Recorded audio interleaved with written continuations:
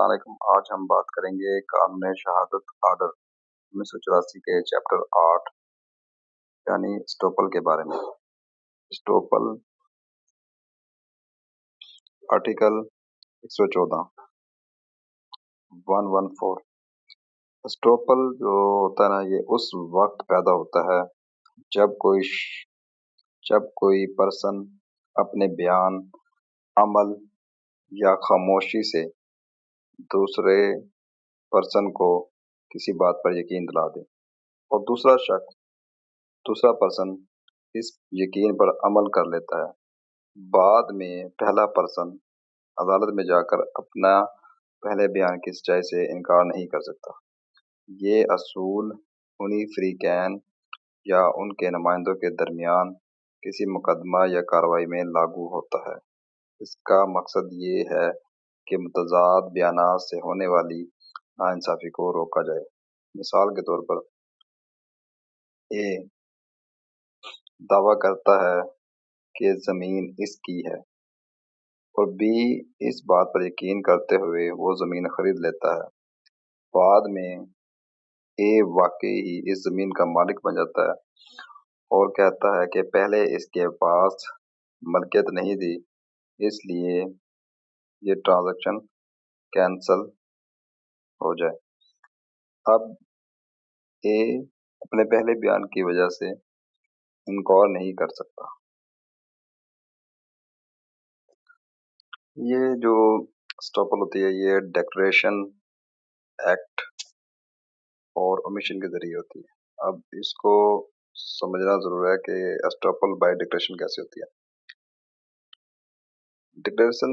Declaration से मुराद किसी शख्स का वाज़िया बयान या इज़हार है जो वो ज़बानी या तहरीरी तौर पर करता है। इस बयान से दूसरा पर्सन किसी हकीकत को सच समझ लेता है और इस पर अमल करता है। मिसाल, बी पर्सन से कहता है कि ये मेरा मकान है और बी इस बात पर यकीन करके मकान खरीद लेता है।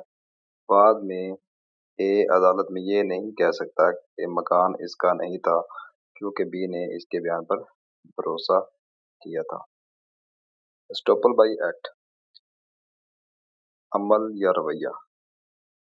एक्ट से मुराद किसी पर्सन का ऐसा अमल या रवैया है जिससे दूसरा पर्सन किसी बात को सच समझने लगे, यानी अल्फाज की बजाय अमल के जरिए यकीन पैदा किया जाए। मिसाल, ए जमीन पर मालिक की तरह तसर्रुफ करता है कि वहाँ दुकान बनाने की इजाज़त देता है।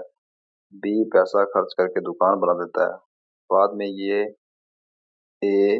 इनकार नहीं कर सकते ज़मीन इसकी नहीं थी क्योंकि इसके अमल ने बी को यकीन दिलाया था। थर्ड, ओमिशन, खामोशी या कोताही।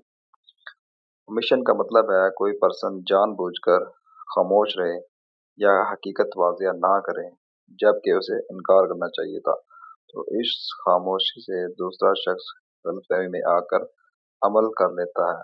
मिसाल,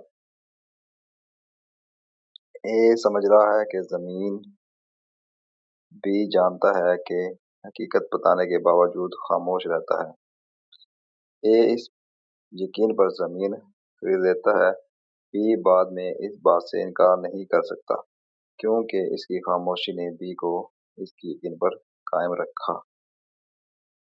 मिसाल ये है कि अगर ए समझ रहा है कि ये ज़मीन बी की है और बी इस बात पर खामोश रहता है या वो इनकार नहीं करता, तो यही समझा जाएगा कि ये ज़मीन बी की है।